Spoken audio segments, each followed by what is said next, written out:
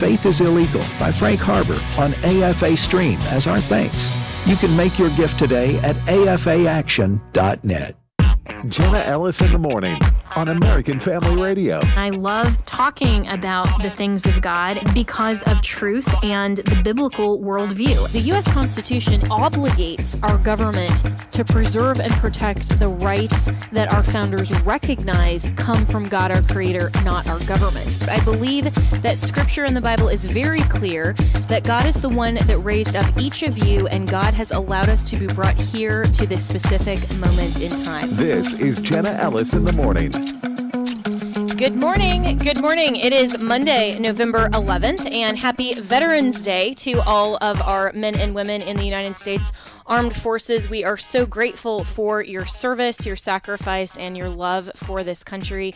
We salute you and celebrate you today. Thank you so much. And there is so much news to get to this morning, not the least of which is that President-elect Donald Trump is staffing his administration already, with the first pick being Susie Wiles, one of his campaign managers, into the role as his chief of staff, which is history-making, as she will be the first woman to ever hold that position. He also announced that Tom Homan will be his border czar and responsible for enforcing the border, as he is going to be a lot tougher on immigration than Joe Biden was, and hopefully we will see a repeat, but even stronger on the border than he was his first administration. And there are reports suggesting that it is down to maybe 3 or 4 top picks for Secretary of State, which include former Ambassador Rick Grinnell, includes a couple of senators, and also potentially Vivek Ramaswamy.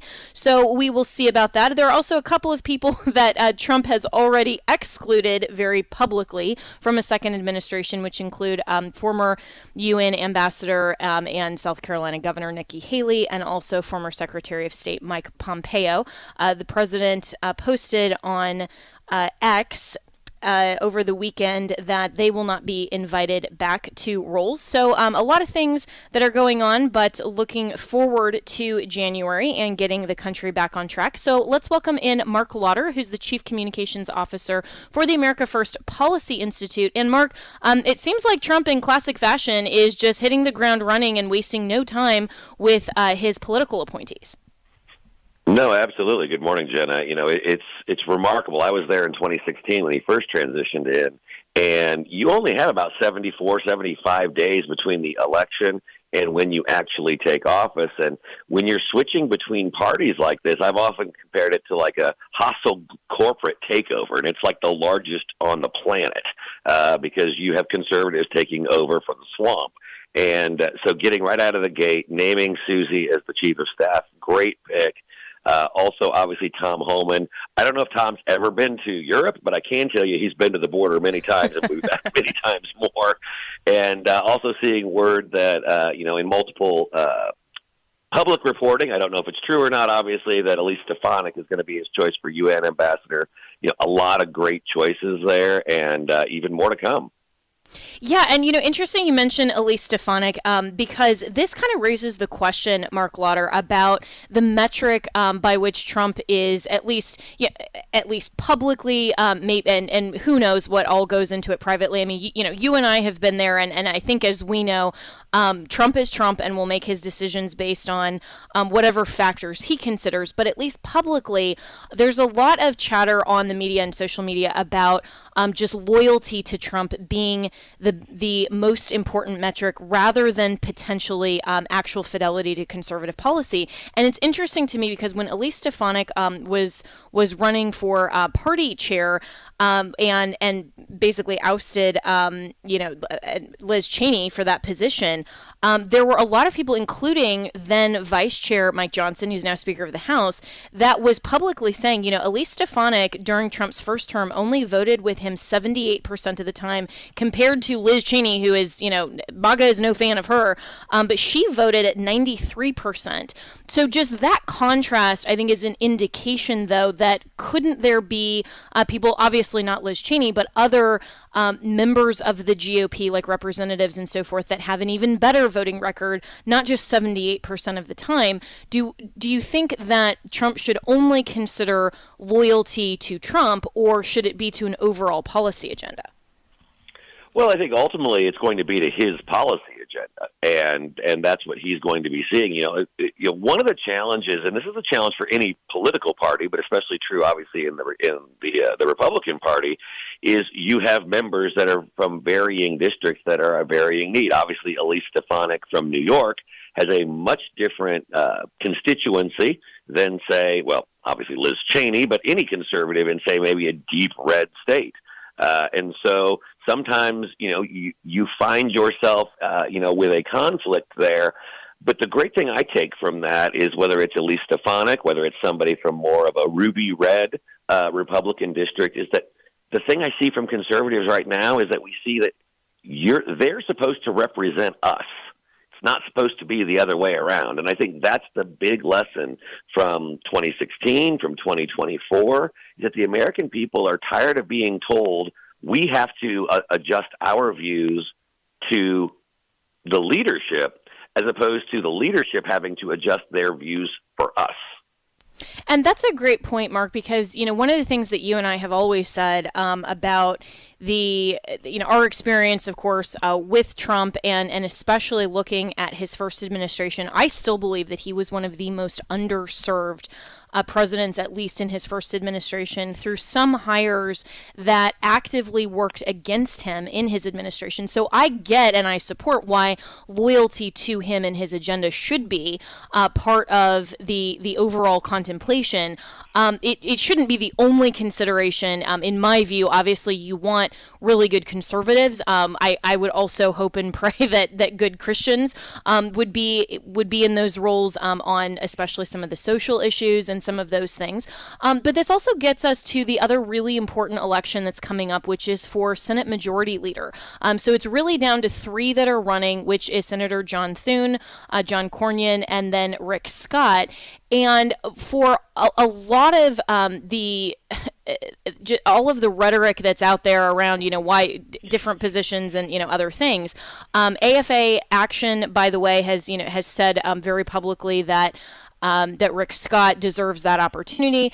And I think that is one very clear race that you can have somebody like a Rick Scott that will support Trump's agenda, or you can go with kind of the Rhino McConnell era holdover and replacement, and then see, like in the first term, the Senate, even though it was GOP controlled, not really helping Trump get his political appointments through and some of these other priorities.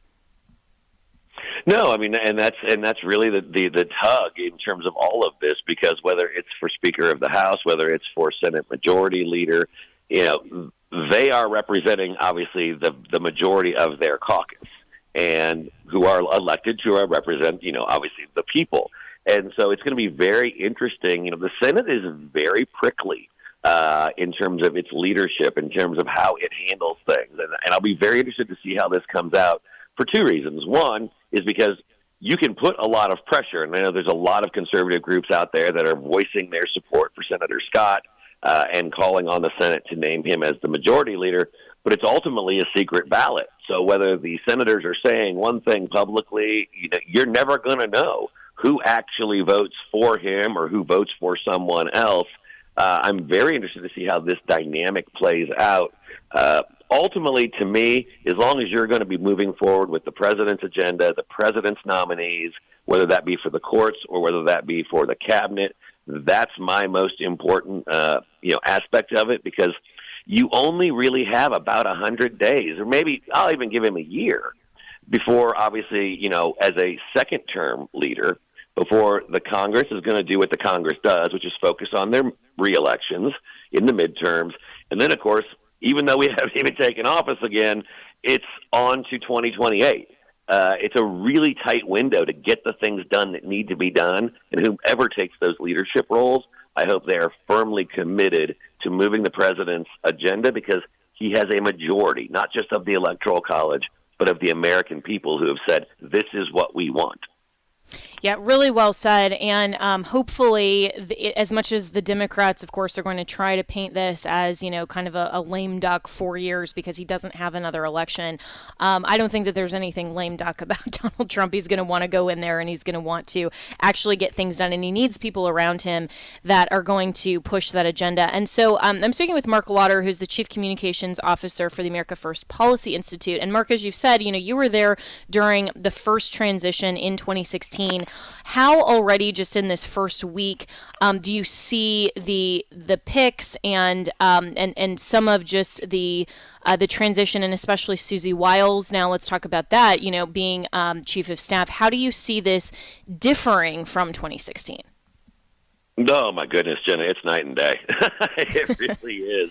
Because, you have to remember in 2016, you still had a good deal of Republicans that were kind of keeping then-President-elect Trump at arm's length. They wouldn't campaign with him. There was obviously lots of talk of replacing him, late in that campaign. And he didn't have a huge Washington power base. He was not a creature of Washington, D.C. He was not a big player in Washington, D.C. circles during his time in the private sector. So he didn't come in with this group of allies who knew how to get things done. So that's why when he came in as president-elect, he went with Reince Priebus, the RNC chair, as his first White House chief of staff, who then took mostly people, yes, from the campaign, but also people from the RNC, and kind of staffed an administration. And it was really a hodgepodge of people who'd been there for a long time, along with a few of the guerrilla warriors that were there with Trump. And it just didn't really work out. He also didn't have a huge policy backing behind him. And so, obviously, where I work at the America First Policy Institute, those were the people who were right there in the White House, in the agencies, up until the very last day of the first Trump term. They've been working for the last 4 years, writing white papers and doing all the fun things that think tanks do, but getting all the things ready to go should there be a second term or whomever was going to be the next America First candidate. And so now he has all of that to draw upon, in addition to having been there. He knows the key positions. He knows who's in it for the right reasons, who's in it for their personal reasons. And he knows those key players, not only in the White House, but at the agencies. And then because of places like the work at our place at America First, you know how to get things done. Because just because a president signs an executive order, well, it's got to go to an agency, or many times multiple agencies, to actually be executed. And then how do you get it through the bureaucracy?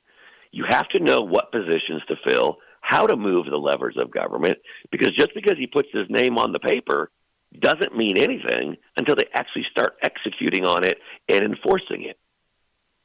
Yeah, really well said. And I can see that contrast. I know that during the election, a lot of people talked about personnel and policy. And I do think that Trump is going in for this term, obviously, with a lot more experience actually in the Oval Office and actually seeing, what he could improve from the first term. And while he got a lot of things done, he can get a lot more done in a second term, especially with that trifecta that he had in 2016 that, of course, in a lot of ways actually worked against him, unfortunately. So hopefully day one, though, he can go in and have some of those executive orders that will reverse some of the Biden administration terrible policy will be ready on day one. Just in the last minute we have with you, Mark Lauder, do you expect that we will see some of those executive orders signed to just hit the ground running day one?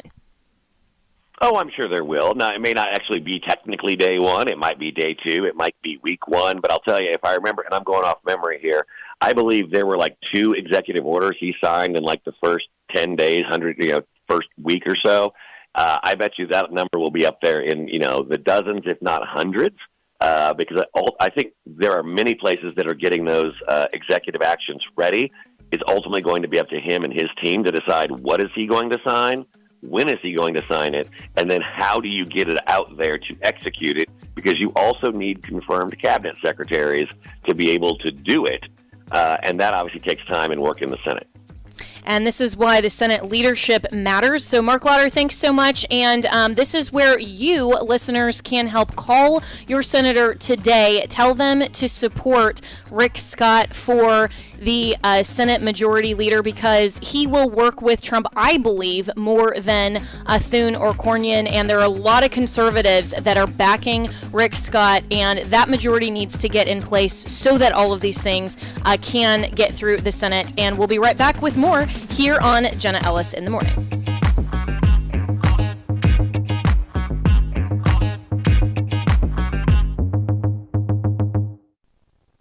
So right now may be the perfect time for you to rethink how you pay for health care. And here's why. This time of year is decision time for a lot of people, but it's also when you can join MediShare and save even more than usual. For many families, joining MediShare means saving about $500 a month, which is a game changer for a lot of people, obviously. But what's more, MediShare members like it a lot. Their satisfaction rate is 98%. Imagine that. And MediShare is a proven thing, too, for over 30 years. It's a Christian community of hundreds of thousands of people now. And here's the thing. If you join before November 15th and you mention the promo code SHARE, they'll waive your application fee, so you save even more right off the bat. I'll give you the number here in a second, but just call and you'll get a price within 2 minutes. And again, the deadline is November 15th. So call now. You'll save even more. Here's the number: 833-44-BIBLE. That's 833-44-BIBLE. 833-44-BIBLE. Hello, this is Edward Graham, and I've got a great idea for you this Christmas. Through Operation Christmas Child, you can share hope with a child in need. Fill a shoebox with toys, school supplies, and hygiene items. Add your picture and an encouraging note. We'll deliver your shoebox gift to a child alongside the greatest gift of all, the good news of Jesus Christ. Visit SamaritansPurse.org/OCC to get involved. That's SamaritansPurse.org/OCC.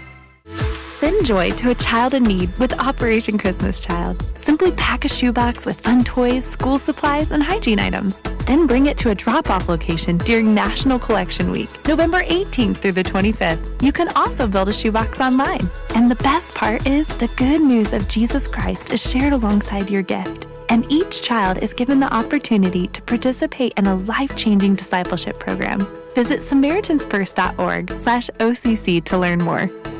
Hello, Americans. I'm Todd Stern. Stand by for news and commentary next.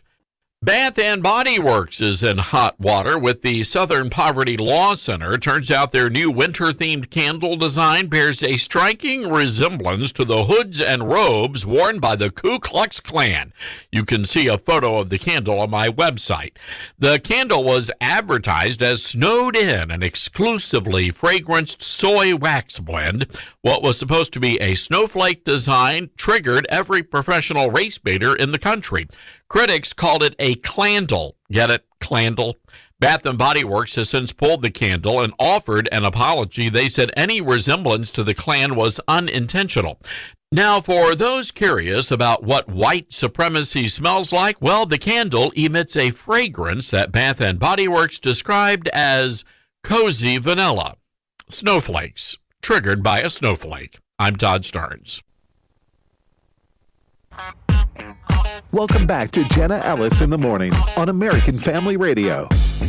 Welcome back. Well, Daily Wire broke this story on Friday that internal messages obtained show a FEMA official ordered relief workers in Florida in the wake of Hurricane Milton not to help houses with Trump signs. So clear political discrimination. Daily Wire says that whistleblowers say relief workers were told it was quote unquote best practice to pass over houses advertising Trump. This included Trump yard signs and flags and so forth.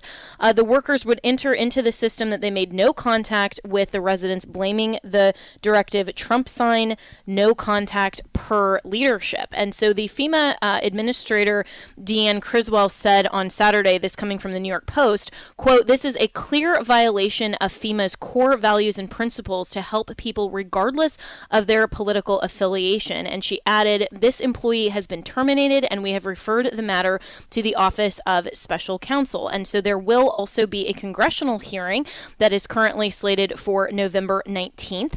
And joining me now to discuss this and more is the Daily Wire reporter who originally broke this story, Leif Lilmahu. So, Leif, good morning. And what exactly happened here?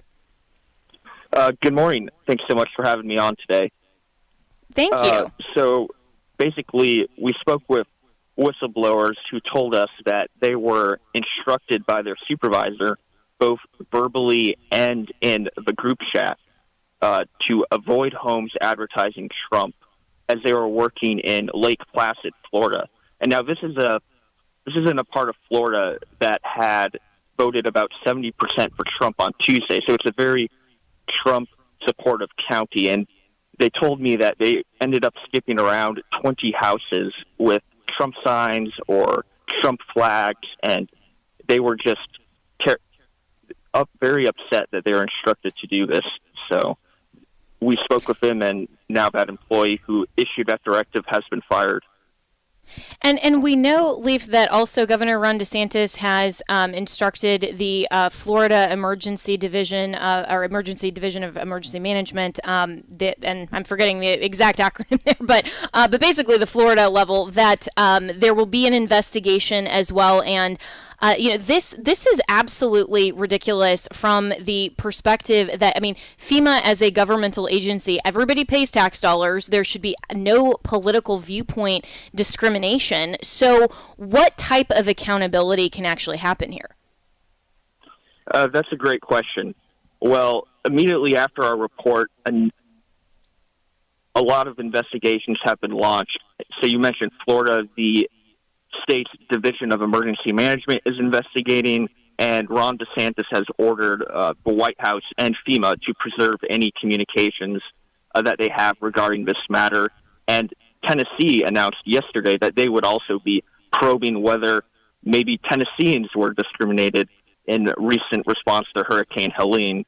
And the House Homeland Security said they were going to be looking into it, and the House Oversight Committee has already launched a investigation as well, and plans to bring in FEMA Administrator Criswell for a hearing on November 19. And what do we expect from that congressional hearing in terms of oversight? Because I think for a lot of listeners, there are a lot of these congressional hearings that, may be good television, but then does that actually change policy, and can it actually result in accountability? Yeah, that kind of depends on what answers we're able to get. The outstanding questions are when the federal government found out about this guidance and what they did about it when they first found out about it. For example, a whistleblower complaint was filed on October 27, but it appears that no action was taken until after our report on November 8. So who all in the Department of Homeland Security knew about the guidance? When did they know about it? And if they did know about it, why didn't they act sooner? And our sources told us that Washington was just moved to another county. And so that means that they seem to know about it, but they didn't take any action until our report was published. And that to me is very fascinating. I'm speaking with Leif Lilmahu, who is the Daily Wire reporter that broke this story on the FEMA abuses against Trump supporters in the wake of Hurricane Milton and possibly even Helene, and as those investigations are ongoing, because this is really what journalism should be all about, and especially investigative journalism, to see what happened, hold these people accountable, because it does appear that this FEMA worker, this manager, was just moved to a different county rather than actual action taken until this story broke. And so how important could that be in terms of Governor DeSantis's investigation?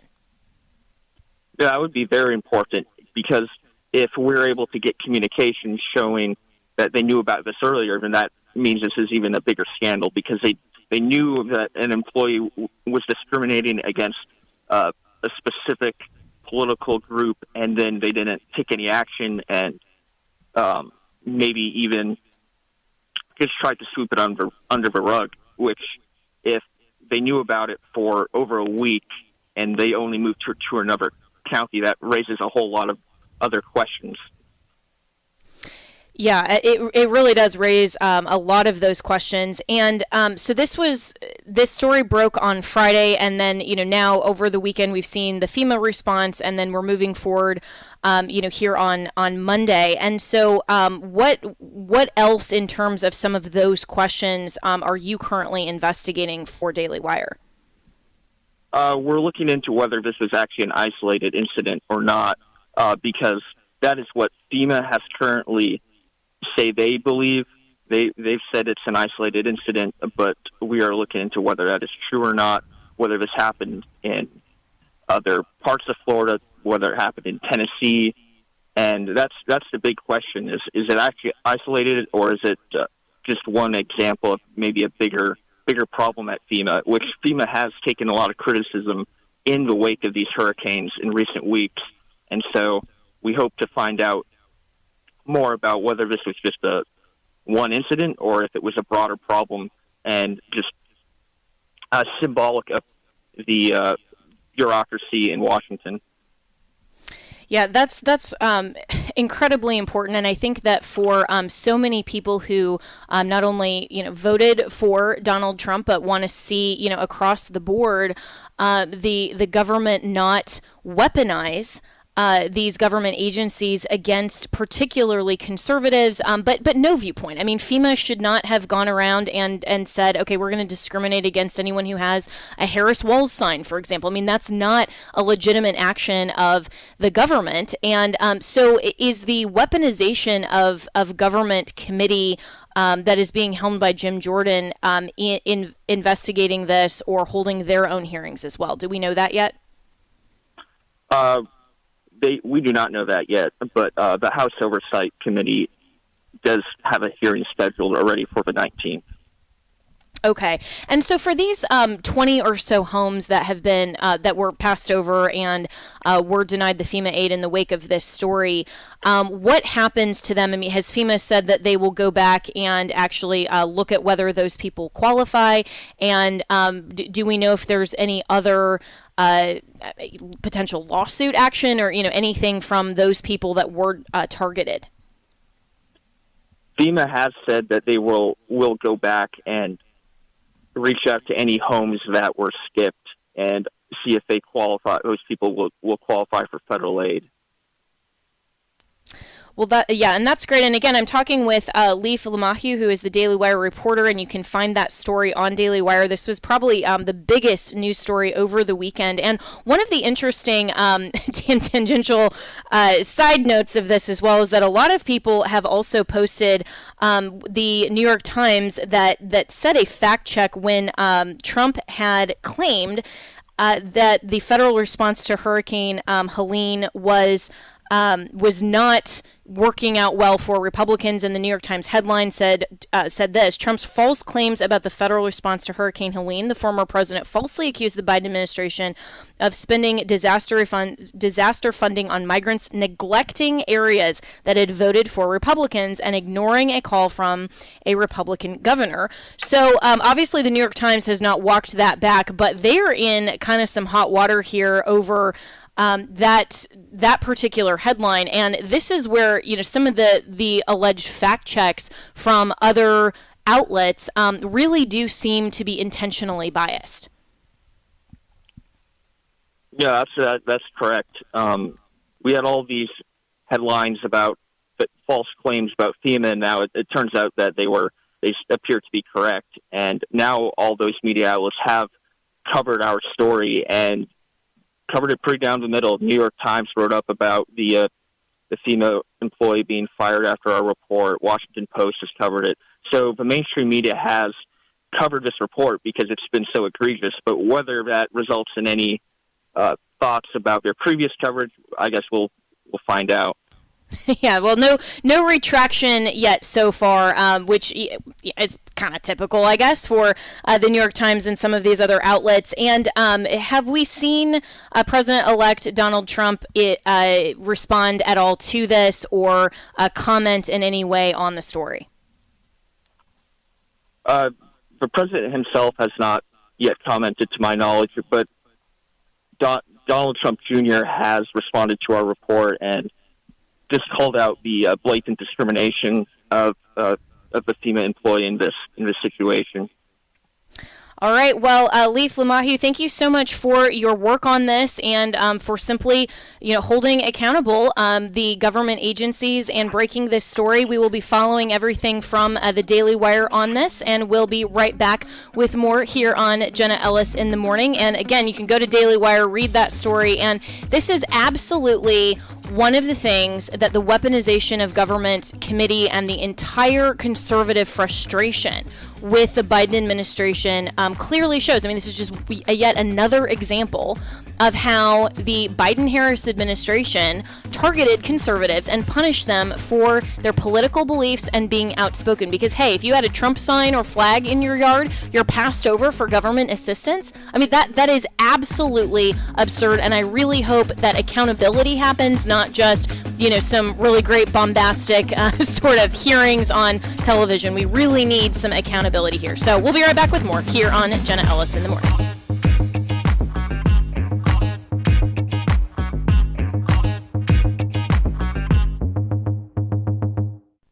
And when you go through your times of fear, what it says here is this: the angel of the Lord, meaning Jesus Christ, will come and literally encamp around you. The word encamp means to fortify you, to build a hedge around you and protect you in the midst of the fearful experience. Dr. David Jeremiah continues his series, God, I Need Some Answers, next time on Turning Point. 5:30 a.m. and 7 p.m. Central on American Family Radio.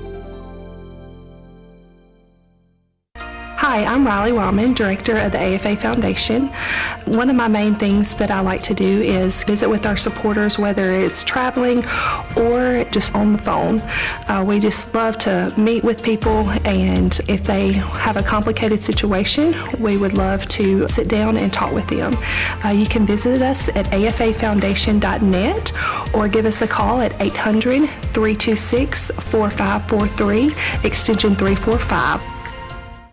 The words you are about to hear are taken from letters sent in by members of the Trinity Debt Management Program. Dear Trinity, today I'm making my final credit card payment. Before I came to you, I was in a constant state of anxiety and panic, but now there is hope for my family's financial future. Working with Trinity made me understand that I'm not alone. You really do help people. Your kindness will never be forgotten. Without Trinity support, I would not have achieved my lifelong goal of becoming debt-free. We saved a lot on interest and penalties, of course, but the reward was the gift of human kindness. Trinity has carried me through a very difficult time in my life. You're amazing. I used to feel so anxious and hopeless. Now I feel grace and peace. God bless Trinity as you continue to help others become debt-free. If credit card debt has you down, call Trinity at 1-800-788-1813. That's 1-800-788-1813.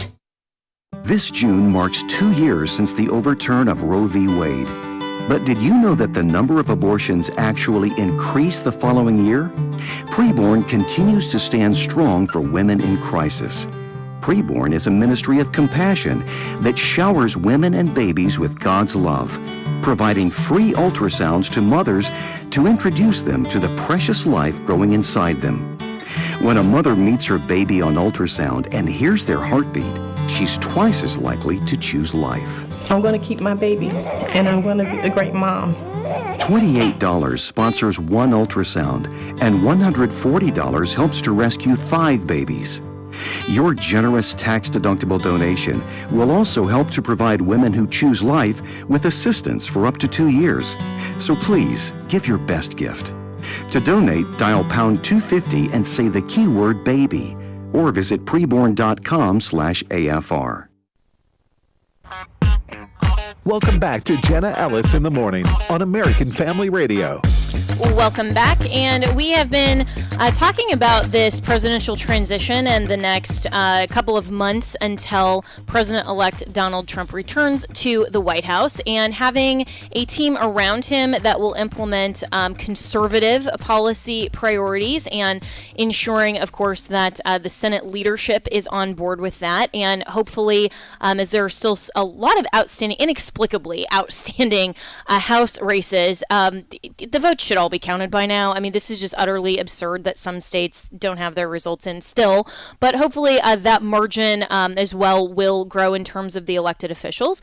But what should the conservative policy look like, and how can that be moved forward compared even to the first administration? So let's welcome in our very dear friend, Abe Hamilton, who is the host of the Hamilton Corner right here on American Family Radio Network. So Abe, good morning. And, first kind of, your reaction to the last week. I mean, I think that this whole just absolute repudiation of the left's extremism, the Marxism, the LGBTQ agenda, the weaponization of government, I mean, all of this was just a resounding no from America, and I love that.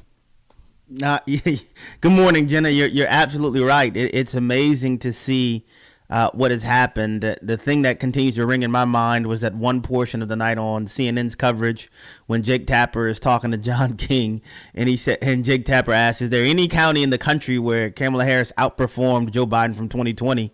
And John King says, "Let's see." And then he pulls up the graphic. He's like, "No, not one." And Jake Tapper literally goes, "Holy smokes, not one?" And it's like, not one. There's not a single county. And what it is, it's what you said. It's a massive repudiation of the leftward lurch of the Democrat Party, of the culture, of the punditry class, all in one fell swoop.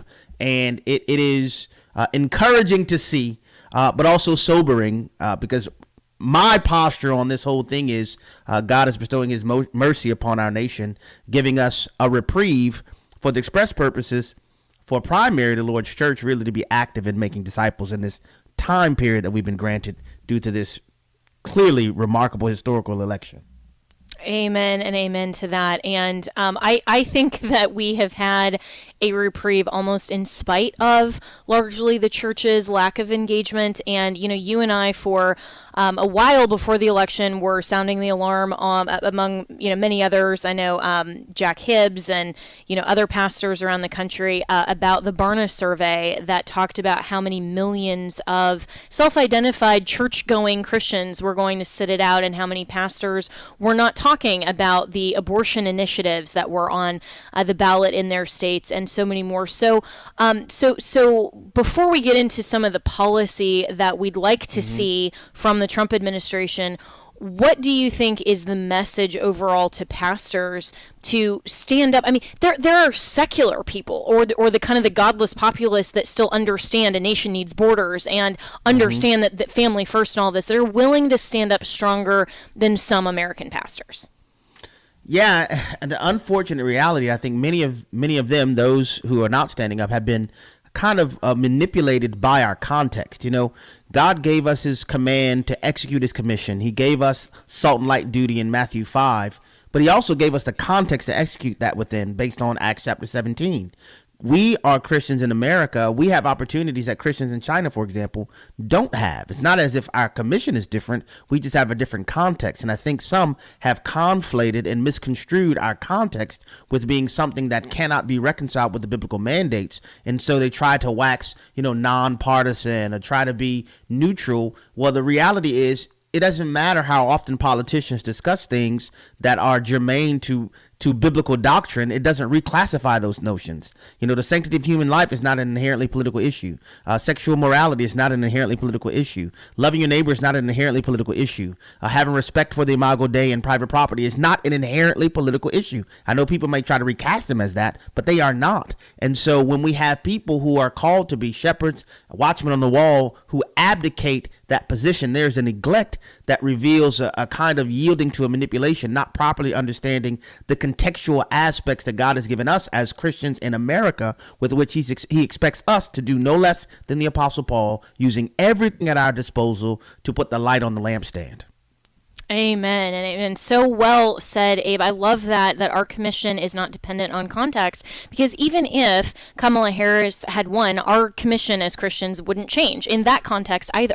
And so this is where the American church has become largely dependent on politics, or they want to get out of politics altogether because they think that means that you have to endorse red versus blue or one or the other, and that's for whatever reason, whether it's too dirty or they don't want to, and they say, well, we want to have a separation of church and state, which is buying into that ridiculous myth that is nowhere in American constitutional history other than an overreaching Supreme Court couple of decisions.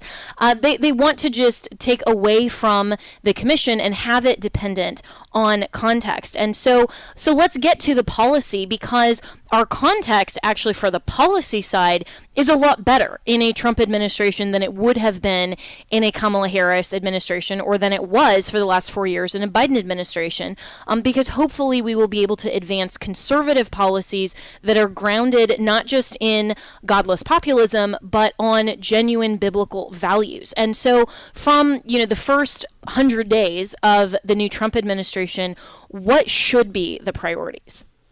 Yeah, and let me just say one last thing about context, and because what I was meaning by that is that it is the Apostle Paul's awareness of the civic mandate and the Roman appellate laws that allowed for him to advance the gospel to where we have scripture like Philippians chapter 4 verse 22, where the saints of Caesar's household, the saints greet you, including those in Caesar's household. We don't have saints in Caesar's household without Paul using his appellate rights. It's no different than Daniel and his friends Azariah, Hananiah, and Mishael using the awareness of what the Lord prophetic revealed to them and their placement within Babylonian provincial government that allowed them to do what God called them to do within that particular assignment. Now, getting to the policy front, it is imperative that the Trump administration hits the ground running in these first 2 years. As you know very well, an entire third of the Senate will be up for re-election again, where there'll be more Republican senators defending their incumbency to Democrat senators. It'll have the same opportunity for the Democrats to do what happened with Republicans this time in just 2 years from now.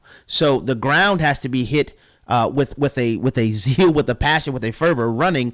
President Trump doesn't have any time to ramp up. He needs to hit the ground running with these policy prerogatives because, as you know very well as I know, the second half of this administration is basically going to be a lame duck period for the Trump administration. And so things that have to happen immediately, I think his policy positions he's presenting, like the Department of Education, that needs to be addressed. The border needs to be addressed immediately. The other things that he's presenting that need to happen, you cannot wait, which is why this election Wednesday in the Senate is so vitally important, because the question as to whether or not there will be an ally to the Trump administration as opposed to an opponent to the Trump administration leading the Republican majority in the Senate is a vital issue that must be addressed immediately. Yeah, and speaking of that Senate election, there are a lot of the more MAGA conservatives and I think just conservatives overall that would like to see Rick Scott in that position rather than Thune or Cornyn, who are also running. So AFA Action has sent out some emails and some other things on that, and I know that Walker Wildman and others have posted a lot on social media about it. But then some of the pushback from even some of the conservatives are saying, okay, you guys are all supporting Rick Scott for this, and just because he's a little bit better than the other two maybe, or you're not even sure why, what would you say to the people who are still kind of tentative about a Rick Scott candidacy? Yeah, well, you have to use the ones who put themselves out for it. I'm sure some might want other people to run for it, but to date, the only people who've said that they are actively running for the Republican leadership of the Senate are John Thune, John Cornyn, and Scott among the senators. So my first response would be, if you want somebody else to put their hat in the ring, you need to have them to put their hat in the ring, first of all. Secondarily, I would say that we have to go with the most conservative possible candidate. Do we really want a Mitch McConnell disciple, a Mitch McConnell acolyte to fill this position? People often forget that Mitch McConnell opposed the Trump administration in 2016, actively. Do you want a repeat of that? We talk about, draining the swamp, but often the swamp has revealed itself in Republican garb, and so it's vitally important. I think it's kind of unfair for this Senate majority leadership election to be pushed up to this date because you have incumbent senators who were just elected that won't get a chance to have a say and who will be a part of the Republican leadership. So I would say we have to go with the most conservative possibility available to us, and we want to make sure that there's somebody who is willing to go along with and to aid and bolster the Trump administration's agenda as opposed to opposing it. And that is exactly true, that elections are always a closed universe of possibilities. You can only choose from among those running. And that was also true for the presidential election. I know that, people, even including me, I very openly supported Governor DeSantis in the primary, and I was very happy to do that. And then when it came to the general, he wasn't running. He wasn't an option. So, so we always have to go with the best available candidate in any particular election, whether that's a primary, it's a general, or it's something like this type of election. And I'm speaking with Abe Hamilton, who, is so well-spoken. He really should have his own show. And guess what? He does. He is the host of the Hamilton Corner right here on American Family Radio Network. And you can catch that streaming on X, Facebook, and also on our free app from 6 to 7 Eastern Time or 5 to 6 Central. And Abe, I also want your take on this. Speaking of the Senate Majority Leader race, we have kind of relegated the vice presidential role into kind of a ceremonial, or come in only when we need the tie-breaking vote. But Article 1, starting in Section 3.4, says the Vice President of the United States shall be the President of the Senate, but shall have no vote unless they be equally divided. The Senate shall choose their other officers and also President pro tempore in the absence of the Vice President, or when he shall exercise the office of the President of the United States. I have posted a lot, and I know other constitutional scholars that I respect have also posted that J.D. Vance, as a current sitting senator but VP-elect, could have a much more active role in championing and actually whipping the Senate in terms of advancing Trump's agenda. And he could basically step into a role of maybe not, elected as the majority leader, that's currently just a current sitting senator, but he could preside over the Senate and actually fulfill that responsibility and that power that is given to him in Article 1. And then I don't think it would matter quite as much who the GOP elects as their Senate majority leader, because then you actually have a champion in the U.S. Senate, which is the vice president. Yeah, I think you bring up a good point, and it reminds me of a bit of historical precedent when John Adams was George Washington's vice president, and he functioned in that role. The Senate Majority Leader is not a constitutionally mandated office. I know some people may not be aware of that, but it is not a constitutionally mandated office. And the impact of J.D. Vance presiding over the Senate, which would require him to be physically present in the Senate during session, would probably take him away from some other duties. But I think it would be important for President Trump to have a clear emissary, if you will, to the U.S. Senate, physically present as often as possible, to let the Senate know, hey, you can have your intramural, if you will, intra-house delegations, but J.D. Vance is my appointee to oversee the things that transpire in the Senate, and you all will be able to report to me through him. I think he could function in that capacity, and I believe, as you pointed out, the Constitution bears out it doesn't have to be limited to a ceremonial function if it will be utilized with him being physically present as often as possible during session. And I think that's one of the tangible ways the Trump administration can demonstrate its efforts to hold the Senate accountable for going along with his agenda in terms of the Republicans in the Senate as a majority.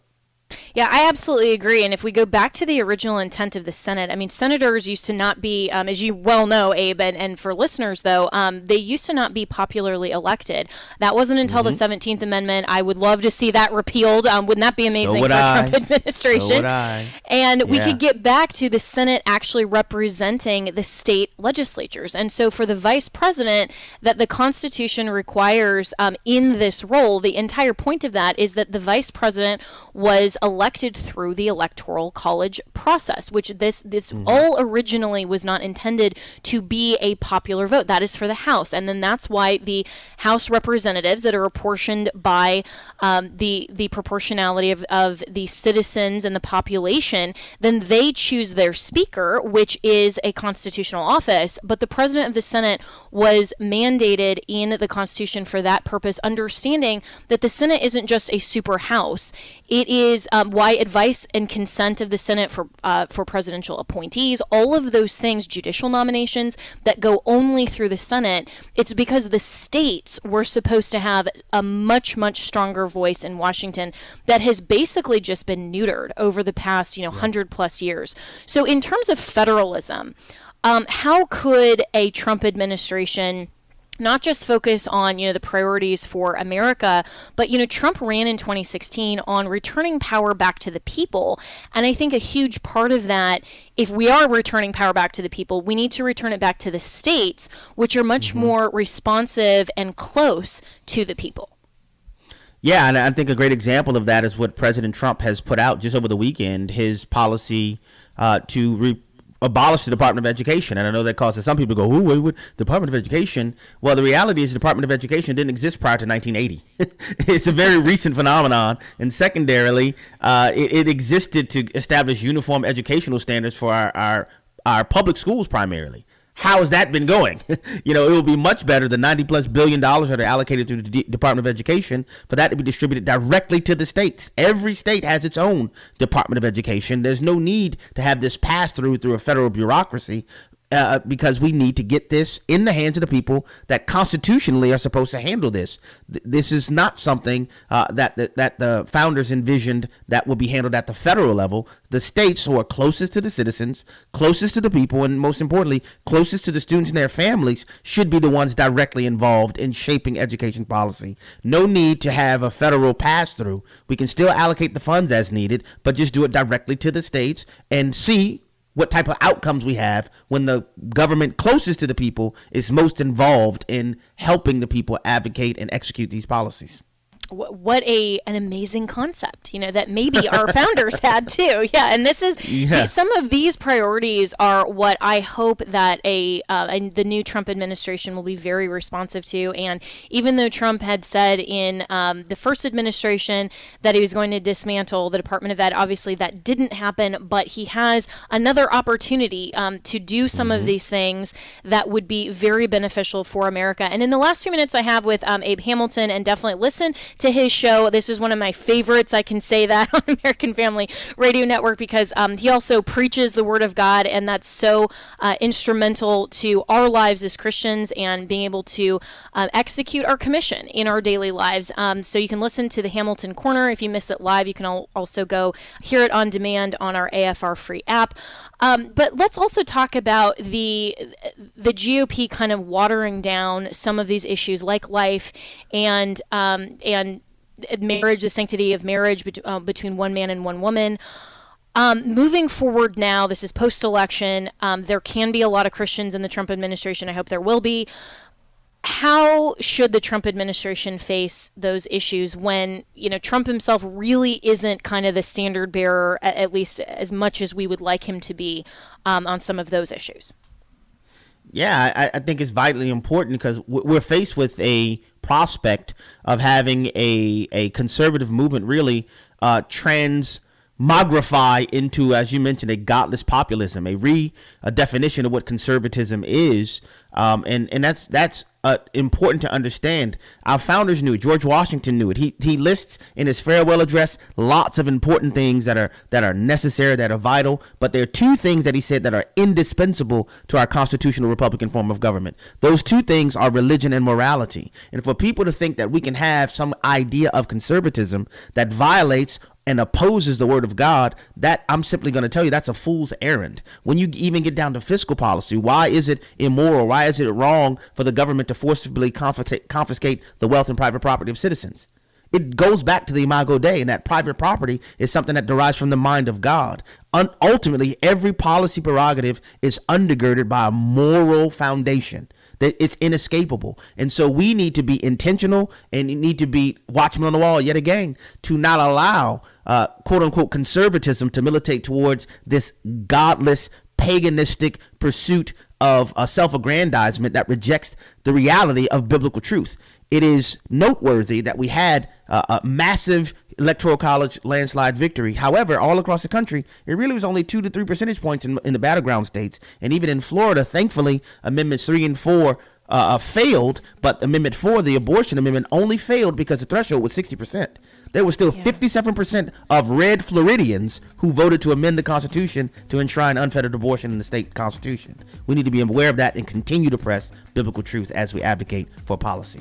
Amen to that as well. Abraham Hamilton III, so appreciate your fight and stance for biblical truth. And that just proves that, just because somebody calls themselves a Republican doesn't necessarily mean they have a biblical worldview. And it's worldview that matters. This is why Abe and I love working for the American Family Association that puts truth as the highest value, because truth is the person of God. That is our standard, regardless of party or person or politician. That is the standard that we have to uphold. And we get the opportunity to push that further over the next 4 years. So you can always reach me and my team, Jenna@afr.net. And again, happy Veterans Day to all of the wonderful people who serve our country. The views and opinions expressed in this broadcast may not necessarily reflect those of the American Family Association or American Family